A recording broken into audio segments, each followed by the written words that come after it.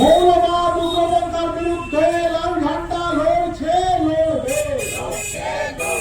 মৌলবাদী উগ্রপন্থার বিরুদ্ধে লাল ঝান্ডা দলে চোখ দিন। থেকেই তো প্রথম হওয়ার কথা ছিল, কারণ এই রাজ্যের রাজনীতির কথা যদিও আজকে আলোচনা করার কথা নয় অনেকে বলবেন, কিন্তু এই রাজ্যে কার্যত যে দুটো দল এই রাজ্যের প্রধান দুটো শক্তি হিসাবে মিডিয়া তুলে ধরছে, তারা তো আসলে দুটো ধর্মের উনুনে নিজেদের রুটি সেঁকতে ব্যস্ত।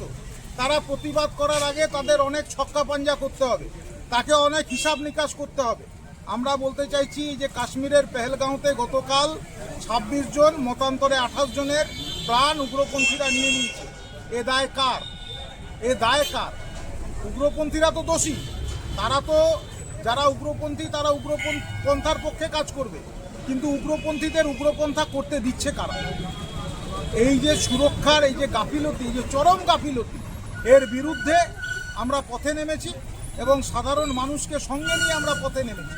এবং আমরা চাইছি যে উগ্রপন্থীদের চরম শাস্তির মাধ্যমে, দৃষ্টান্তমূলক শাস্তির মাধ্যমে একটা দৃষ্টান্ত তৈরি করা হোক ভারতবর্ষে। সভাপতিত্ব করার জন্য আমাদের পার্টির এরিয়া কমিটির সদস্য কমরেড মোহাম্মদ মেইনের নাম আমি প্রস্তাব করছি।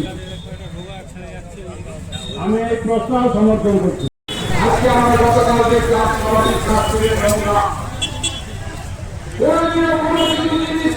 দিয়ে মানুষের স্বাধীন মত প্রকাশকে বাধা দিয়ে নিজেদের ধর্মীয় এজেন্ডাকে রাজনৈতিক এজেন্ডা বানিয়ে দিয়ে মানুষের উপর কোনো সিদ্ধান্ত চাপিয়ে দিলে সেখানে কোনো স্থির অবস্থা ফিরে আসে না।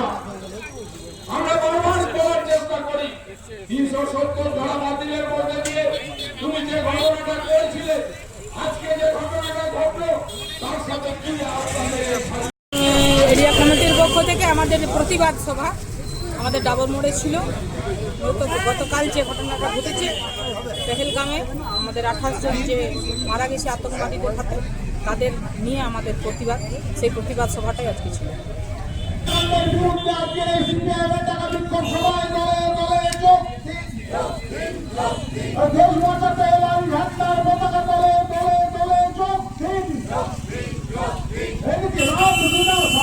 এক বুকে আগুন নিয়ে মৌলবাদ রুখছি, রুখবো।